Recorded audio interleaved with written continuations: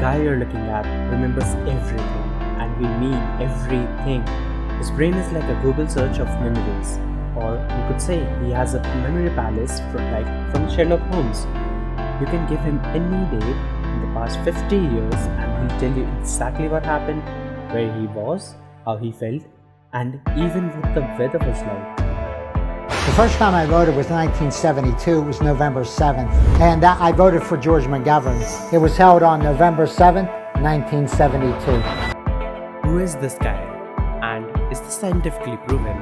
Find out in this episode of Greatest of All Time.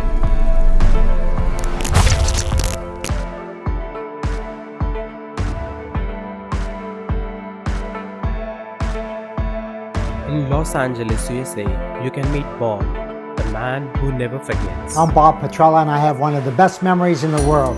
Most people forget about everything, but not Bob. Bob did not know he was special until one day when his friends asked him about a birthday party he had 10 years before. He could describe the whole day without missing a single detail.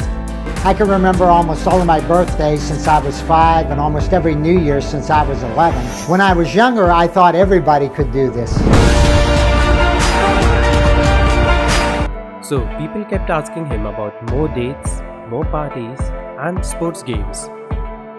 And no matter the date of the month or the year, he could tell them what clothes they were wearing, what perfume would girls wear, and even how he was feeling. And then I remember my birthday specifically that year because I found out my ex-girlfriend was sleeping with my roommate, April. So that's a memorable birthday, April 28, 1979. Doctors have been studying him for over 20 years, but they still don't know how he's doing it. The cool thing is that I don't need Facebook to remember birthdays. But here's the problem with having a strong memory. It is difficult to forget the bad stuff. Most people try to forget the bad stuff, but I can't. So when something bad happens to me, like a breakup for example, I immediately go back to a similar experience in the past and I'm reliving it twice as hard as most other people.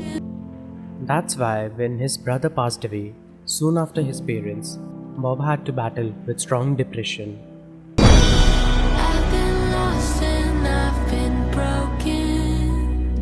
It was really difficult. It's like I have to deal with the grief for all over again.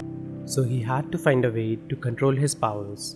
And now, whenever he feels stressed, he chooses to go back to the happy memories that will put a smile on his face. So, or just going back in time, now that my mother's gone, just hearing the sound of my mother's voice is very therapeutic for me. The more we listen to Bob's story, the more we realize sometimes it's good to forget.